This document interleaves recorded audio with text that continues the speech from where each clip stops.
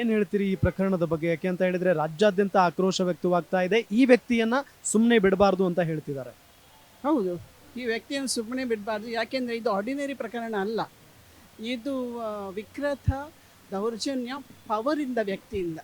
Ordinary ವ್ಯಕ್ತಿ ಅಲ್ಲ. Ordinary ವ್ಯಕ್ತಿ ಇಂಥದ್ದು ಇಬ್ಬರೊಟ್ಟಿಗೆ ಮಾಡ್ಬೋದು, ಅವರಿಗೆ ಒಂದು ಶಿಕ್ಷೆ ಕೊಡಬೇಕು, ಹೌದು.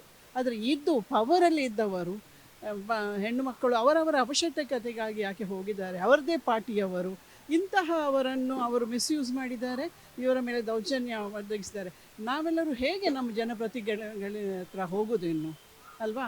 ಇದೆಲ್ಲವೂ ನಮ್ಮ ನೆನಪಿಗೆ ಖಂಡಿತ ಬರ್ತದೆ. ಅಂದರೆ ಹೇಳಿದರೆ ಮಹಿಳೆಯರು ಇನ್ನು ಹೊರಗೆ ಬರಲಿಕ್ಕೆ ಇಲ್ವಾ? ಎಷ್ಟು ಸಮಯದಿಂದ ನಾವು ಸ್ವಲ್ಪ ಹೊರಗೆ ಬರ್ತಾ ಇದ್ದೇವೆ, ಹೋರಾಟ ಮಾಡ್ತಾ ಇದ್ದೇವೆ, ನಮ್ಮ ಹಕ್ಕುಗಳನ್ನು ಪಡೀತಾ ಇದ್ದೇವೆ. ಇದು 4 ಹೆಜ್ಜೆ ಹಿಂದೆ ಹೋದಾಗೆ ಆಯಿತು. ಓಕೆ, ಮತ್ತು ಇದು ನಾವು ಹಾಸನದಲ್ಲಿ ನಿರೀಕ್ಷಿಸಿದಿರಲಿಲ್ಲ. ಓಕೆ, ಸೊ ಅದರಿಂದ ಮತ್ತೆ ಈ ಪಾರ್ಟಿಯಿಂದ ನಿರೀಕ್ಷಿಸಿದಿರಲಿಲ್ಲ. ಯಾಕೆಂದರೆ ಮಾಜಿ ಪ್ರಧಾನಿ, ಮಾಜಿ ಮುಖ್ಯಮಂತ್ರಿ, ಮಾಜಿ ಸಚಿವ ಅವರ ಕುಟುಂಬದಲ್ಲಿ ಹುಟ್ಟಿದಂಥ ಒಂದು ಮಗ ಈ ರೀತಿಯಾಗಿ ಮಾಡಿರೋದು. ಹೌದು, ಅವರ ಕುಟುಂಬದಲ್ಲಿ ನಾವೇನು ಹೇಳ್ತೇವೆ, ಹಣ ಇದೆ, ಅಂತಸ್ತಿದೆ, ಒಳ್ಳೆಯ ಸಂಸ್ಕಾರ ಕೊಡ್ತಾರೆ, ಅದಕ್ಕಾಗಿ ಒಳ್ಳೆಯ ಗುಣ ಇದೆ, ಅದರಿಂದ ಅವರನ್ನು ನಾವು ಸಂಸದರಾಗಿ ಆಯ್ಕೆ ಮಾಡಬೇಕು, ಅವರನ್ನು ಪ್ರತಿನಿಧಿಯಾಗಿ ಆಯ್ಕೆ ಮಾಡಬೇಕು. ಆದರೆ ಇದೆಂಥದ್ದು, ಇದು ಮಾನಸಿಕ ಅಸ್ವಸ್ಥತೆ, ವಿಕೃತ. ಇದು ವಿಕೃತ. ಆದರೆ ವಿಕೃತ ಅಸ್ವಸ್ಥತೆ ಅಂತ ಹೇಳಿ ನಾವು ಬಿಡಲಿಕ್ಕೆ ಆಗಲ್ಲ.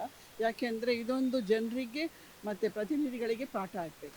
ಎಂಥ ವಿಕೃತ ಮನಸ್ಸು ಅಂತ ಅಂದ್ರೆ, ಕೆಲವರು ಅತ್ಯಾಚಾರ ಮಾಡಿ ಹೋಗ್ತಾರೆ, ಕೊಲೆ ಮಾಡಿ ಹೋಗ್ತಾರೆ. ಈತ ಅತ್ಯಾಚಾರ ಮಾಡಿದ್ದಲ್ಲದೆ ಅದನ್ನ ವಿಡಿಯೋ ಚಿತ್ರೀಕರಣ ಮಾಡ್ಕೊಳ್ತಾನಲ್ಲ, ಈತನ ಮನಸ್ಥಿತಿ ಎಂಥದ್ದು ಅಂತ. ವಿಡಿಯೋ ಚಿತ್ರೀಕರಣ ಮಾಡಿದ್ದು ಅವರನ್ನು ಬ್ಲ್ಯಾಕ್ ಮೇಲ್ ಮಾಡಲಿಕ್ಕೆ. ನಾಳೆ ಅವರನ್ನು, ಈಗ ಅವರು ಮುಖ ತೋರಿಸ್ಲಿಕ್ಕೆ ಆಗಲ್ಲ, ಹೊರಗಡೆ ಹೊರಗೆ ಹೋಗಲಿಕ್ಕೆ ಆಗಲ್ಲ.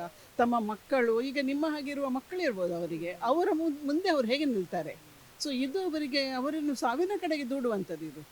ಸೊ ಅದರಿಂದ ಇದು ತುಂಬ ಕುತಂತ್ರ, ಹೇಳು, ಒಂದು ಖಾಲಿ ತಪ್ಪು ಮಾತ್ರ ಅಲ್ಲ, ಇದು ವಿಕೃತ ಮತ್ತು ತುಂಬ ದುಷ್ಟ ಮನೋಭಾವದಿಂದ ಮಾಡಿದಂಥದ್ದು. ಅದಕ್ಕಾಗಿ ನಾವು ಬೇರೆ ಕಡೆ ಎಲ್ಲ ಕಡೆಯಿಂದ ಬಂದಿದ್ದೇವೆ.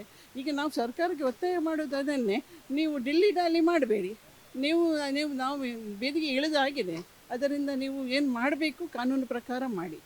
ಅವ್ರು ಬಿಟ್ಟು ಹೋಗದಂತೆ, ಅವ್ರ ಕಾನೂನಿನ ಸುಳಿಗೆಯಿಂದ ಹೊರ ಹೋಗದಂತೆ ನೀವು ಏನು ಮಾಡಬೇಕು ಮಾಡಿ. ಮತ್ತು ಯಾರು ತೊಂದರೆಗೆ ಒಳಗಾದ ಮಹಿಳೆಯರಿದ್ದಾರೆ ಅವರಿಗೆ ಬೇಕಾದಂತಹ ಒಂದು ಭದ್ರತೆ ಕೊಡಿ, ಅವರಿಗೆ ಕಾನ್ಫಿಡೆನ್ಸ್ ಕೊಡಿ. ಮತ್ತು ಅವರದನ್ನು ಹಾಗೆ ಅವರ ಮಾನ ಹರಾಜು ಮಾಡೋದು ಬೇಡ. ನಾನು ಮಾನ ಹರಾಜು ಅಂತ ಹೇಳೋದೇ ಇಲ್ಲ. ಯಾಕೆಂದರೆ ಮಾನ ಅವರು ಯಾಕೆ ಹರಾಜು ಆಗಬೇಕು? ಮಾನ ಹರಾಜಾದದ್ದು ತೊಂದರೆ ಮಾಡಿದವರದು, ಮಾನವೇ ಇಲ್ಲದವರು ಅವರು. ಸೊ ನಾವು ನಮ್ಮ ಹೆಣ್ಣು ಮಕ್ಕಳ ಮಾನ ಏನು ಹರಾಜು ಆಗಲಿಲ್ಲ. ನಮ್ಮ ಹೆಣ್ಣು ಮಕ್ಕಳ ಸಮಾಜ ಯಾಕೆ ನಮ್ಮ ಹೆಣ್ಣು ಮಕ್ಕಳಲ್ಲಿ ತಮ್ಮ ಮಾನ ಇಟ್ಟಿದೆ? ಯಾರು ಹೇಳಿದ್ದೆ ಸಮಾಜಕ್ಕೆ ಇಡಲಿಕ್ಕೆ? ಸೊ ನಾವು ಅದನ್ನು ತಿರಸ್ಕರಿಸ್ತೇವೆ. ಸೊ ಮಹಿಳೆಯರ ಮಾನ ಎಲ್ಲೂ ಹೋಗಿಲ್ಲ, ಮಹಿಳೆಯರ ಮೇಲೆ ದೌರ್ಜನ್ಯ ಆಗಿದೆ. ಸೊ ಅವರ ಮೇಲೆ ಅವರಿಗೆ ತೊಂದರೆಗೆ ಈಡು ಮಾಡಿದ್ದಾರೆ. ಸೊ ಅವರಿಗೆ ಏನು ಪರಿಹಾರ ಬೇಕು ಅದನ್ನು ಕೊಡಬೇಕಾದದ್ದು. ಇಂಥ ಹೀನ ಕೃತ್ಯದಲ್ಲಿ ಭಾಗಿಯಾಗಿರುವಂಥ ಅಥವಾ ಹೀನ ಕೃತ್ಯ ಮಾಡಿರುವಂಥ ಪ್ರಜ್ವಲ್ ರೇವಣ್ಣಗೆ ಏನು ಶಿಕ್ಷೆ ಆಗಬೇಕು? ಕಾನೂನು ಪ್ರಕಾರ ಶಿಕ್ಷೆ ಆಗಬೇಕು. ನಾನು ಬೇರೆ ಏನು ಹೇಳಲ್ಲ.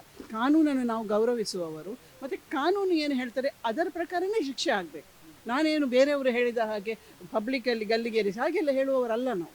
ಯಾಕೆಂದರೆ ನಾವು ಹೇಳುವಂಥದ್ದು ಸಂವಿಧಾನ ಪ್ರಕಾರವಾಗಿ ಎಲ್ಲರಿಗೆ ಒಂದೇ ಕಾನೂನು, ಎಲ್ಲರಿಗೆ ಒಂದೇ ವೋಟ್ ಹೇಳ್ತೇವಲ್ಲ, ಎಲ್ಲರಿಗೆ ಒಂದೇ ಕಾನೂನು. ಮತ್ತು ಇದು ಅಗ್ರವೇಟೆಡ್ ಅಂತ ಹೇಳ್ತೇವೆ ನಾವು. ಕಸ್ಟಡಿಯನ್ ರೇಪ್ ಎಲ್ಲ ಇದೆ ಅಲ್ಲ, ನಾನು ಒಂದು ಕಾನೂನು ಇದು ಮಾಡುವವಳು, ಹೆಣ್ಮಕ್ಳಿಗಾಗಿ ಕಾನೂನು ರೀತಿಯಲ್ಲಿ ಕೆಲಸ ಮಾಡುವವಳು. ಅದರಿಂದ ನನಗೆ ಅರ್ಥ ಆಗ್ತದೆ, ಇಂತಹ ಪೊಲೀಸ್ ಇನ್ಸ್ಪೆಕ್ಟರ್ ಮಾಡಿದರೆ, ಈ ಥರದ ಪವರಲ್ಲಿ ಇದ್ದವ್ರು ಮಾಡಿದರೆ ಶಿಕ್ಷೆ ಡಬಲ್ ಆಗ್ತದೆ.